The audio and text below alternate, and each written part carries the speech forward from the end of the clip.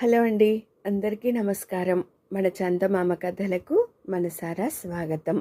ఇప్పుడు మనం చెప్పుకోబోతున్న కథ శత్రుత్వమే మంచిది. రచన వసుంధర గారు. ఈ కథ ఏప్రిల్ 1983 బొమ్మరిల్లులో ప్రచురించబడిందండి. ఇక కథలోకి వెళ్దామా మరి? ఒక గ్రామంలో ప్రతిభాశాలులైన 2 అన్నదమ్ములు ఉండేవారు. అయితే వారిద్దరికీ ఒక్క క్షణం కూడా పడక చిన్నతనంలోనే విడిపోయారు. వాళ్ళిద్దరూ ఒకటిగా ఉండాలని తల్లి కోరుకునేది. కానీ ఎంత ప్రయత్నించినా ఫలించలేదు. చివరికి ఆమె పొరుగురిలో ఉన్న తన తమ్ముడిని ఆశ్రయించింది. మేనమామ ముందు పెద్దవాడింటికి వెళ్ళి తమ్ముడు తప్పు చేస్తే మన్నించాలి, మంచి మాటలతో బుద్ధి చెప్పాలి అని నీతులు చెప్పాడు. అన్న నవ్వి, వాడికి బుద్ధి చెప్పడం కోసమే నేను నాగాస్త్రం, ఆగ్నేయాస్త్రం మొదలైన అస్త్రాలు ఎన్నో తయారు చేశాను అంటూ వాటిని చూపించాడు.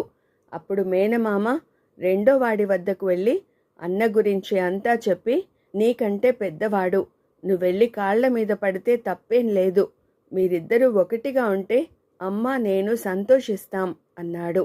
దానికి తమ్ముడు, ఆ అవసరం నాకు లేదు. వాడు నాగాస్త్రం చేస్తే నేను గరుడాస్త్రం చేశాను, వాడు ఆగ్నేయాస్త్రం చేస్తే నేను వారుణాస్త్రం చేశాను, వాడిని ఎదుర్కొనగల శక్తి నాకున్నది అంటూ వాటిని చూపించాడు.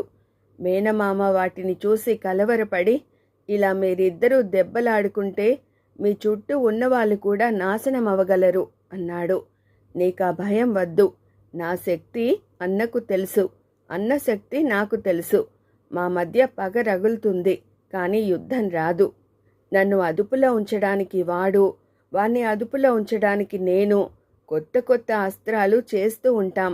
మాకు ఈ జీవితమే బాగుంది అన్నాడు తమ్ముడు. మేనమామ తన అక్క దగ్గరకు వెళ్ళి, అక్క, వాళ్ళిద్దరూ శత్రువులుగా ఉండడమే మంచిది.